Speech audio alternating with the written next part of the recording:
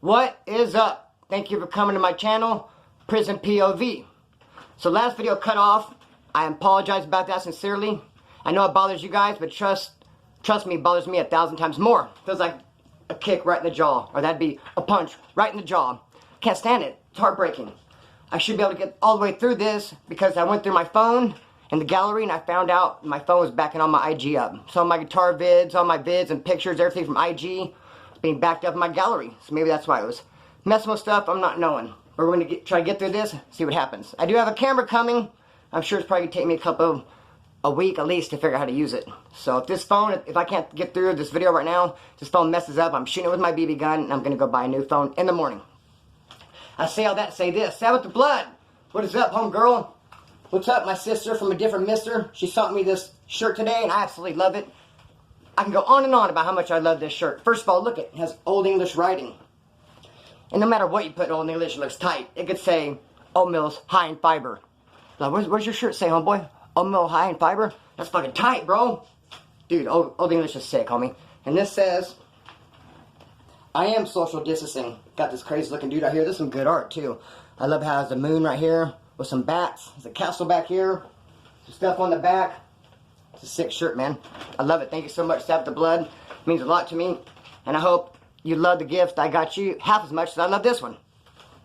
Also, I'm going to keep the envelope the shirt came in because it says Royal Mail on it. It came from England. I think it's pretty cool. Royal Mail. Let me say this, too. All the mail I get from you guys, I destroy all the envelopes. But like with this one, her address was right here. I scribbled it in black with a big black Sharpie.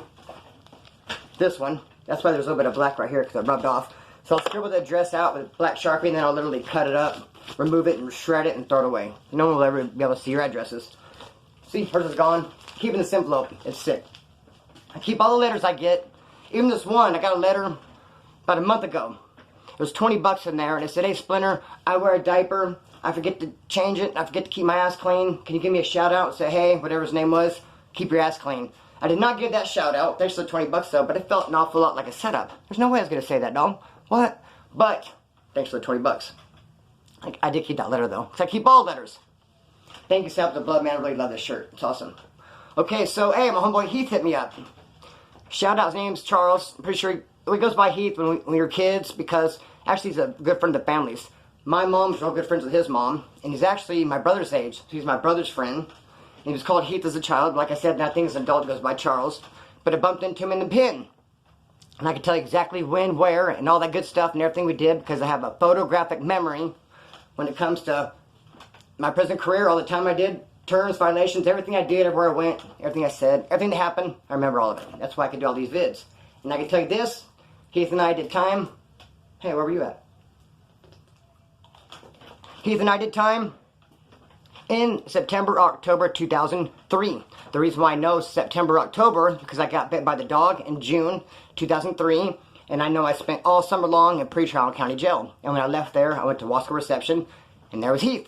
I know it was C4 because C4 is next to H1, and the homeboy Dum Dum from Orange County was in H1. He tattooed this tattoo on me in my first term. It's a hard time a guy. Gotta have a hard time a guy. Anyways, I love this tat. Dum Dum, he was in H1, tried to throw some coffee over to C4 and it got hung up in the fucking barbed wire in the fence. Since I was a porter, being an inmate and living in C4, you're not allowed to go out on the patio. You're really not allowed to mess with the fence. Since I was a porter, I got to go outside on the patio, finagle that fence, fucking didn't get our coffee. The Dum Dum threw into the fucking barbed wire. Anyway, Heath was there, we were kicking it. Nothing but love and respect for him. He's a good homeboy, good dude. He was such a good dude. He is such a good dude. I'll say this, we even got into a little bit of a kerfuffle. Remember that, Heath? Straight called me out, brother. And the only reason I bring it up because we squashed it. It's all good. And it's kind of funny. And it's a good story, so I'm going to run with it. And also I'll say this, that all my cellies and good friends I've had in the pen, I bumped heads, I got arguments, almost got in fights with every last one of them. And I guess Heath ain't no exception. For instance, I told you guys about Turtle. Shout out to Turtle. Shout out to Ontario. When we were cellies, we got in a big old argument, toe-to-toe in the cell, over kamikazes. I brought this up in one of my videos before because I said that those kamikazes in World War II, they would only bomb a ship as if they're out of fuel, if they're hit, if the plane was damaged somehow. They're not going to take a good plane and healthy and ram it into a ship. Turtle's like, hell yeah they will. I said, no they won't. We end up getting a big argument. And of course, everyone corrected me later, got at me in the comments and said, Splinter, you're wrong.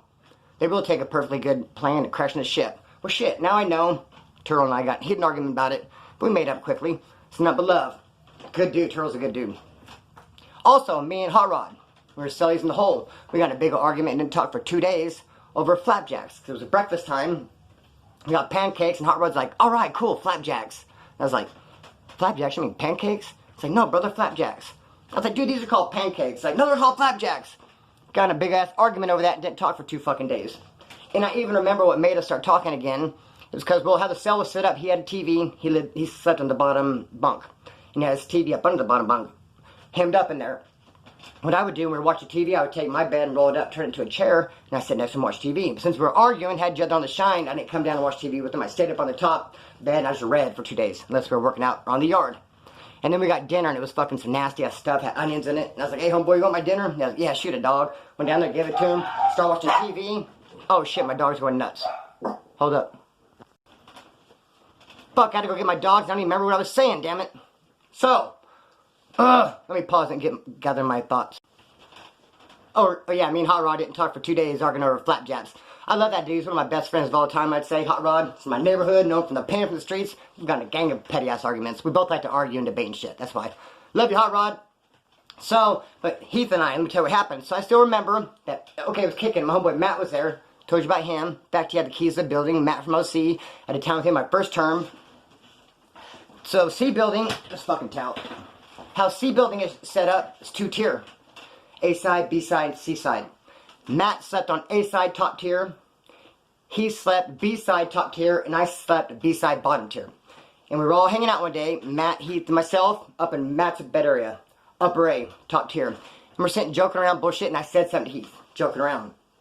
He didn't like it. I guess he thought it was fucking rude or whatever. And I was just playing. I still remember what I said too, but I'm not going to say it. Just playing. And he basically called me out like, oh yeah, well, then fucking, well, what's up then? And I was like, what? You serious though? He's like, yeah, what's up? And of course, I can't be like, oh, I'm sorry, I'm sorry. When someone calls you like that, you have to roll with them and be like, well, you know, what's up? And I'm thinking, fuck, but I was just joking. So anyway, we were kind of in each other's faces, and it was count time. Count time, they're on your bunks. So we walked away to our bunks, kind of like, oh yeah? So on my bunk, I know I was thinking, damn, I don't want to chuck him a homeboy. That's my fucking dog. I know he's probably thinking the same thing. Because after count, when it cleared, it was like, oh, I love you, dog. And we made up. Everything was gravy.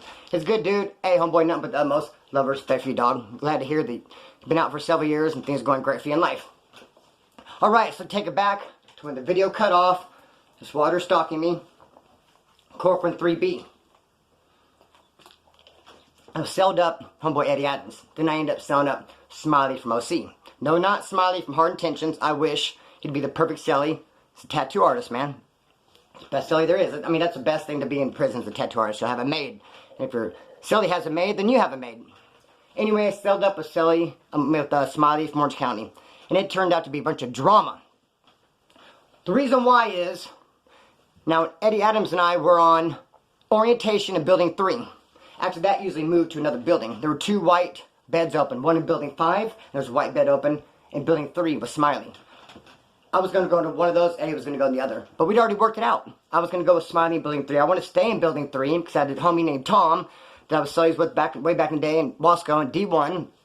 He's been like 28 years. He's a good friend of mine. And there was a south sider from Bakersfield from Colonial Bakers in Building 3. I want to, him and I have some things going on. I want to stay in Building 3.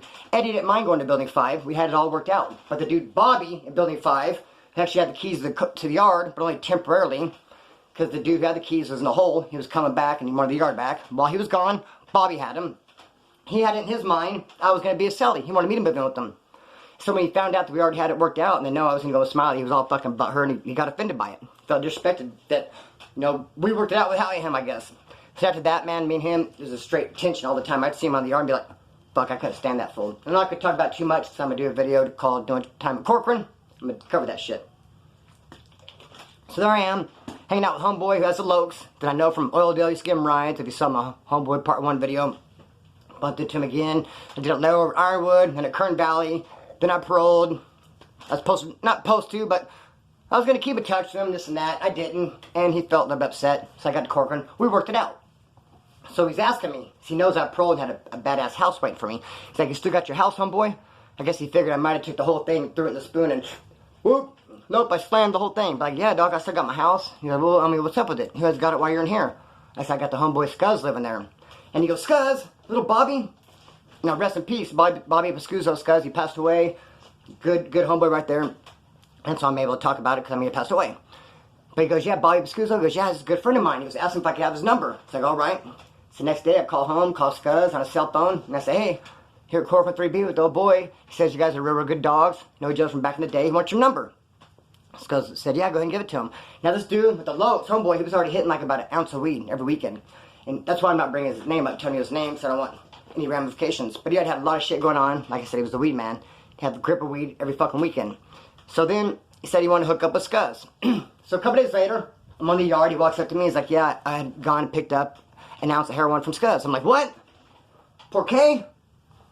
So you went to my house, what you're saying. She went to Scuzz, got an ounce of heroin. Like, damn, you moved quick, dog. Like, I feel like in a weird way that somehow my toes got stepped on. Like, I feel like I should have been informed, end on the deal. And man, I feel like my feelings should be hurt somehow. I just don't know how. I mean, fuck, okay, you have every right to do that. You called him. But how about me and mine, though? Let me get in on it. Where do I get in at?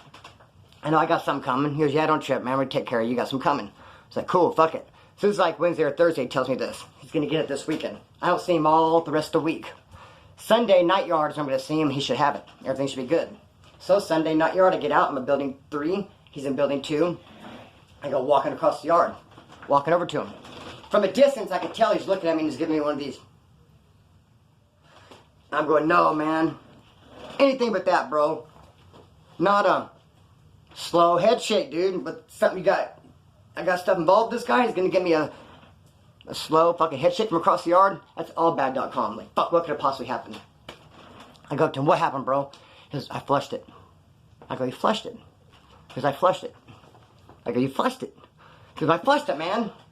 What the fuck you mean you flushed it? He goes, you flushed an ounce of heroin, I said? He goes, yeah, I flushed a fucking ounce of heroin. I go, dude, how in the fuck did you do that? Now, he already hit, like I said, he hit weed, too. He had 2 clavos in him, an ounce of weed, an ounce of heroin. He went and sat on the toilet, he said, and he felt plop, not felt, but he heard plop, one came out. He grabs it, it's the weed, he thinks the heroin's still in him, but no, they both fall out. This is what he says, quote unquote, it's what he says happened. He sat on the toilet, plop, something comes out, he grabs it, the weed, heroin must still be up in there. But no, they both came out. I don't know why I didn't hear 2 plops or whatever. Simultaneously plopped. Anyway, it's gone, flushed. It says gone, bro, I flushed it. I'm like, fuck, bro. Now, this is how we do it, though. If you get a clavo, man, you take all the water out and you line it with paper. So we don't have these issues. And I figured he knew that. So I don't know what the fuck he's saying, talking about he flushed it. But, I mean, flushed it. I'm not going to call him a liar. But this sucks. So then a lot of people knew about it, too. They had this coming. I don't know why. Plus, keep shut this in the hush. But people always end up finding out. And he just tells everybody, yeah, I flushed it. And no one fucking believes him. Why would they? Then everyone's coming to me like, come on, Splinter, tell me the truth, dog. What happened? I mean, let me get a little bit. I'm like, seriously, flushed it. Like, yeah, whatever. No, they're thinking I'm lying to him. It's making me look bad. I mean, if he's saying he flushed it, surely Splinter's in on what kind of fucking shit's going on. Which I wasn't in on nothing, bro. Out in the cold. Anyways, telling everybody flushed it. Making me look bad. A couple small little debts I had that no one was really tripping on. Now all of a sudden they're an issue. Dude's like, oh yeah, what about this? You owe this, you know that. So now I'm having to cover all these fucking random debts that were squashed because I was going to get his heroin in. And this and that. I'm not going to go to it too much because I do have a Corcoran video coming up. Doing time at Corcoran, I'm going to go into all this. Yeah, it was all bad for me. He ended up, the dude who flushed the heroin, ended up going to jail. I'm not jail, huh? Already in jail. But yeah, I guess jail, the hole. They ended up snatching him up and throwing him in potty watch and catching him with some dope or something, taking him to the hole.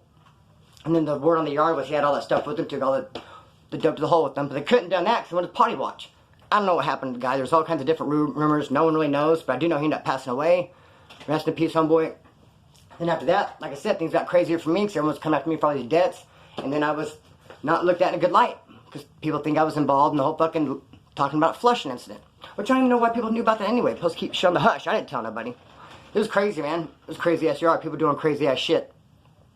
When you motherfucking have a, when you pay a debt, someone gives you with a money order, and you have the money order, people are taking a money order they paid this debt with, and trying to erase the numbers, write new numbers on it, and show it as proof they paid another debt. Crazy ass shit. Like, wow, dude. Straight from Nayland. Like, how long did it take you to think of that? You must have been up all night thinking of that shit. Hold up.